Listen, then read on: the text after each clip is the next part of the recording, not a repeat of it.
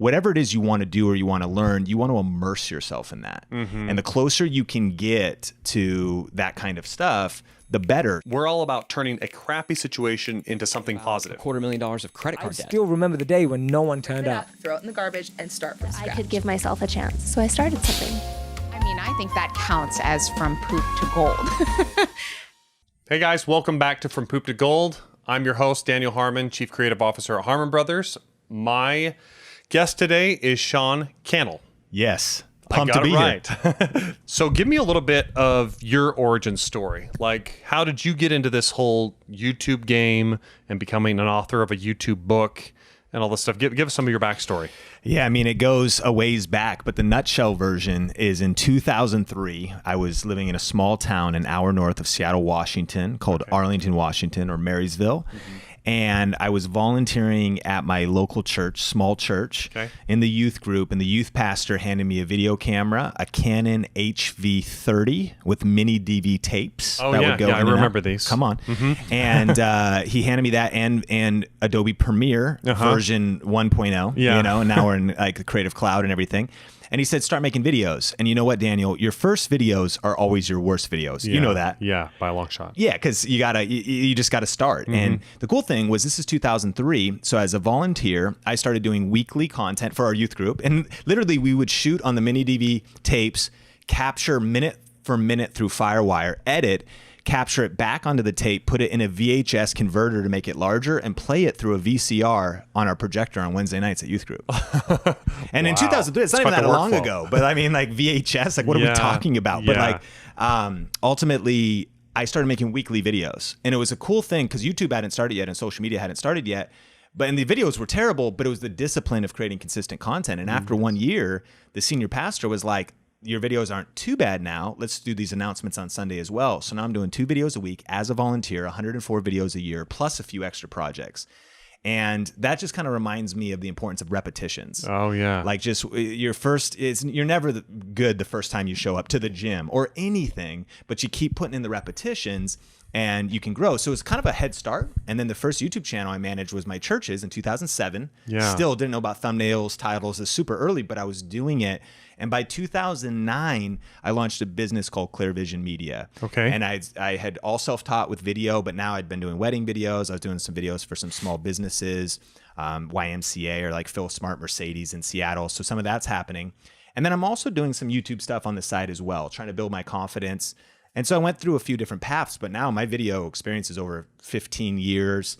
They talk about the 10,000 hour rule. I'm probably at 30 or 40,000 hours on being in front of camera, being behind the camera, editing. Which shows in your videos that you're very put together. Man, if other people did it as much as me, people are like, wow, you do it so polished. I'm like, look, if you've done over 2,000 videos, you would have probably be further. So 2009, you started your own media company. Yeah. Remind me of the name again. Clear Vision Media. And then did you jump full time with that? Yeah, so actually, no, I was waiting tables at Red Robin, and I worked at Red Robin for 10 years during my journey from 17 to 27. Oh, wow. Part-time, because I could sometimes just do like one shift a week or no shifts, but in case I didn't have the client flexibility, work. So I was working at Red Robin. I was still working part-time at a church, and they don't pay well, so that's a little stipend. And then, and then I was also doing kind of the video work. Eventually, though, through working with some YouTubers, and this goes back to video influencers now, the co-author of YouTube Secrets, Benji Travis, we met in the same small town. Okay. And you can imagine, I was kind of doing YouTube stuff. Him and his wife were doing YouTube stuff. At the time, she had 150,000 subscribers, which in a small town in 2010, that's huge. Like, it's like fall out of your chair stuff. You're like, you got to be kidding. Like, I didn't believe him. We met at the YMCA. I was like, right. Like she lives in Marysville, whatever. And sure enough. And so that's when we first met, and we started to work together, shooting some projects for them and doing some things. That brought me to Las Vegas on a project related to YouTube and working with YouTubers. But I visited a church there, and that ended up leading to a director of communications position, kind of a marketing director at kind of a mega church, which was a huge part of my story because I started doing email marketing and Facebook ads. And the lead pastor is a well-known international speaker, wrote a couple books. I helped him launch a few books, do a couple book launches, recorded. I went to some conferences. Like I got him in a room, recorded all his audio. We handed the audio files to like a editor in the church. Yeah. And like smashed some projects together, launching Kindles, shooting videos, traveling with them, doing micro content, social media. And I was freelancing on the side as well, as much as I could, because part of my journey, and I think, a friend of mine, Ken Coleman, calls it the proximity principle, and he's writing a book soon. And he said, like, whatever it is you want to do or you want to learn, you want to immerse yourself in that. And the closer you can get to that kind of stuff, the better. So I knew I wanted to be in marketing, speaking, communication, and all this kind of stuff. But I loved having the chance to be working, getting paid, but also learning on the job. And so I was managing other people's personal brands, seeing what posted well, which ones didn't. And that was 100% influential into the success we're having today. And so that was about 2009 to the end of 2015 almost, or the beginning of 2015. Wow. That's awesome. So essentially you honed your craft first as a video creator. Yeah. And then you started adding the marketing knowledge and the experience as you went along with these other opportunities. 100%. And then just to complete the story, October 2015, I had transitioned out of these roles and I was freelancing only. And the way we paid the bills mainly was 3 clients, making around $5,000 a month. And I then was also doing YouTube stuff, but that was generating, as a content creator, as a YouTuber, a couple hundred a month, maybe even like $1,000 a month, but still not like pay all your bills type money. And I will never forget October 2015, because month after month, or the first week, client calls me, hey, we got to let you go. No big deal. It's 1 out of 3. Second week, client calls, we got to let you go. Okay, well, now it's the majority, 66%. Third week, fired there too. So lost all of our clients in 1 month, 80 to 90% of our revenue. But for the first time in my life, because I'd done all this other stuff, I'm juggling, I'm trying to learn a lot. Now, first of all, for the 4th week, it was Ben and Jerry's, Netflix, and depression. But but then once November 1st came around, then you realize how much Ben and Jerry's actually cost. Exactly. I was like, I need to make some money. And so then in that beginning of November, I got some advice from a mentor of mine, David Goldstein, and he's like, look, I'm not worried. And he's independently like been successful online and whatnot. So I'm like, well, bro, I know you're not worried. I mean, you don't send me checks though either, so I know you're not worried. I am worried. You though. have food in your cupboards. And he's like, but I'm glad he said that, because he's like, no, I think like you have probably waited too long to jump off the cliff of entrepreneurship, and it looks like God just kicked you off. Yeah. And so it was all in. So at that moment now I was like, wait a minute, I have nothing else to do. I don't have a boss. I don't have clients. All I have is like my YouTube channel and my knowledge. Yeah. And in 2 months, we had replaced that income. And the next year, we broke 6 figures. And the next year, we broke 7 figures. And just like from there, it just took off. It's awesome. And so I wish I could have said, hindsight's 20/20, but sometimes it's hard to see. And there's fear and you don't have the confidence for it. But that's kind of been the journey since then. That's awesome. You actually went to your poop to gold moment without me even asking. I actually have a better poop to gold moment though. Okay, well, let's get to that, because that story is amazing. So let's just go up an ante here. Okay. Well, the main story that has been kind of like, if it's the hero's journey, it's that shaping event that I've told a lot in our community, but was actually right around 2009, and it started earlier. So during this journey, we've just talked about it. I married my wife. Met my wife at around 20. I think we got married at 21. Okay. 2005. We'd known each other almost 2 years. Yeah, super young. Married for a couple years. 2007, she goes on a trip to the Philippines. Gets really sick, and comes back, and for years actually is not being diagnosed by doctors. Like, she's throwing up 10 to 15 times a day. Oh my word. Dropping weight. We don't know what's going on. Yeah. And during that time, this is 2007, as this starts happening, the bubble bursts in the U.S., the Big Short, and we had a rental property, the house we were living in, that we were actually renting with the family, believing that we'd get equity and whatnot. The whole thing comes crashing down. Yeah. And our health's under fire. So now we're losing our homes. Our tenants lost their job. It's total devastation. On top of that, the church I was volunteering at, some of the senior leadership steals some money, and things just go terrible there. Yeah. So from every side, we have health hitting our family. Finance is devastated. We're dual income. She's hustling jobs because together we believe in this dream that we're trying to build something else when it comes to our company getting off the ground or YouTube, but it's not happening yet. So we're getting crushed from all sides. And she got to a place where she almost died. And we actually found ourselves in the hospital room for 6 days, Seattle, Washington. And I'm by her bedside. And first of all, you're like, why is this happening? Like, what are we going to do? But you have tons of time to reflect, think about what matters most. And it also was a whole nother, like for me, it was like, man, I got to level up as a man, as a leader. Yeah. As a provider. Yeah. And I gotta be serious about this at a whole nother level. And so it was such a crushing moment, but it was also, it you know, difficult roads often lead to beautiful destinations. Yeah. And there was the response in that. So I was like, I got to go all in on this. And this is the story. So one of those days she's asleep in the hospital. I walk to Barnes & Noble across the street. I buy a Success magazine. Okay. They have the CDs back when they had the CDs. And Okay. Yeah. You bet. I remember that. Yeah. And I pop the CD in my giant laptop and throw on some headphones, and I'm listening through who the speakers are. And I hear this guy. His name's Gary Vaynerchuk. Okay. Yeah. And Fireball, right? Anybody that knows Gary. And he's talking about why now is the time to cash in on your passion. He just wrote the book Crush It. So I'm like, this sounds very interesting. So next day I go and buy it at Barnes & Noble, and I read it in the hospital. Yeah. And that book has changed a lot of lives. In fact, he recently wrote Crushing It, and I didn't make it in the book, but I got on the blog. So they pulled my story because in that time I was like, when I finished the book, I actually didn't know what tactics to do. Yeah. Not that they weren't in there. I just left. I didn't know what to do next. All I knew was we were going to do that. Yeah. And I was like, my motivation too, I've learned that reasons come before results. Okay. And it was me like digging deep reasons during those days where I was like, look, social media for a lot of people can be about the fans and the fame and the followers, which is all cool, like whatever, fortune. But I was like, this is about like my family. Yeah. And this whole, I don't want to make like passive income and drink a margarita on a beach. Right. I want to work from home because I don't know what it's going to look like for us to raise kids and to deal with chronic illness. I don't know, like we need a life on our own terms because our life just got so disrupted. Right. So that was like the motive that really began to fuel me, and it was all in from there. So it was kind of a turning point of seriousness, of dedication, of resolve, and also of like, I'm gonna figure this out. I know it, like I'm convinced it works and that it can work for anybody, but I just gotta hustle and study. So from there, podcasts, webinars, events, courses, books. It was like studying everything because I wanted to take advantage of this remarkable time in history we're living in to build a life on your own terms and to have real freedom for whatever your aspirations are or your life circumstances are.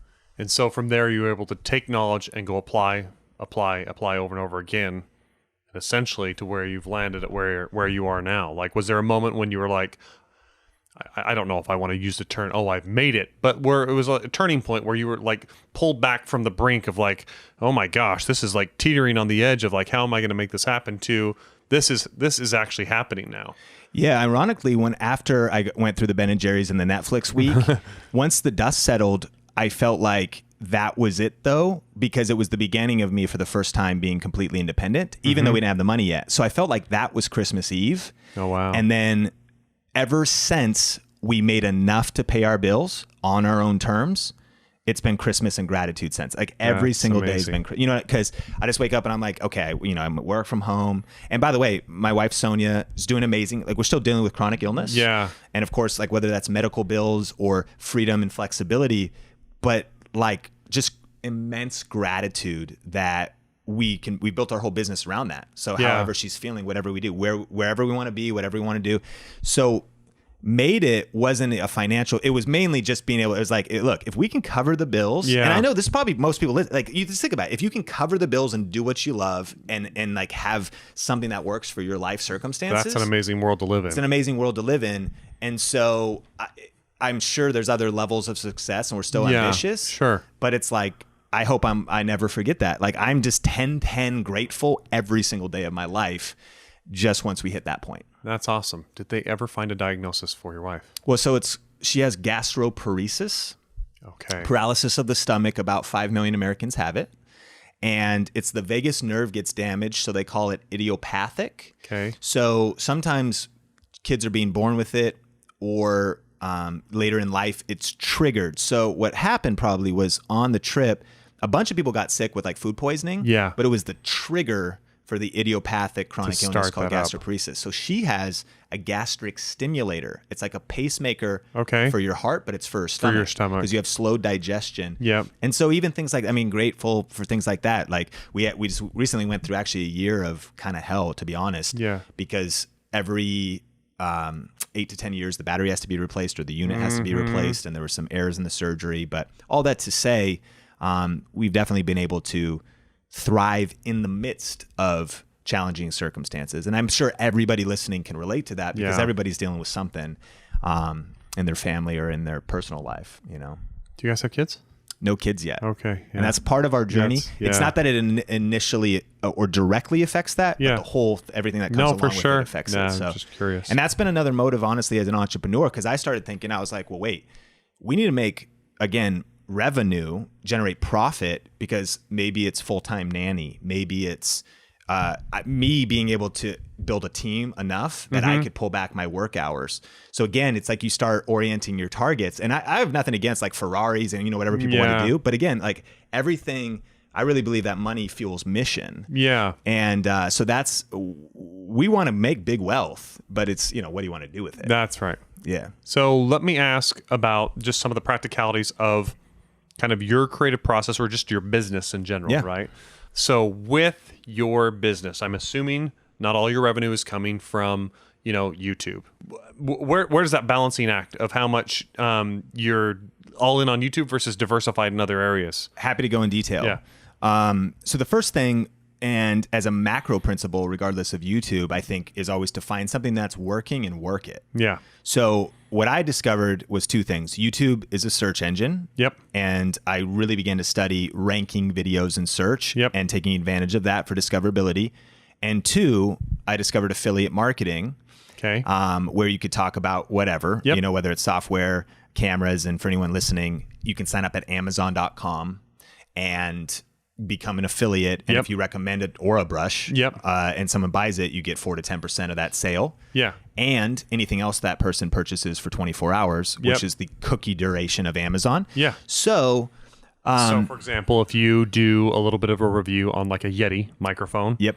then you're posting an Amazon affiliate link. Affiliate link to it. And Amazon was the main focus for me. So early on, I actually did a whole series for a couple years while I was working from kind of 2010 to 2015. I was experimenting. So I have a personal channel, just my Sean Cannell channel, and I would do health related products. I'm into like green juice and Yeah. biohacking. I do stuff there.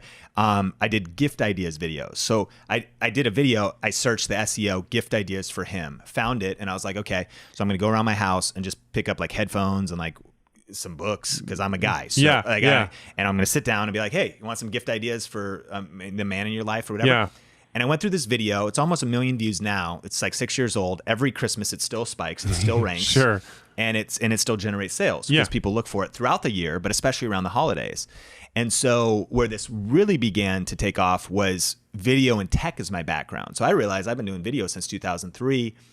Early on when I started my business, I took a loan. I bought a bunch of equipment. And especially for any photographer, videographer, coder, anybody, you can always talk about your tools. And Yep. everybody else in your industry are wondering what your tools are. So I started talking to either about tutorials, how to use cameras, lenses, or like what's the best camera for YouTube. In fact, to this day, that's probably an infamous series for us because if you type in best camera for YouTube, we might rank not just in the first one, but we probably have 10 videos on that page Yeah. over the years.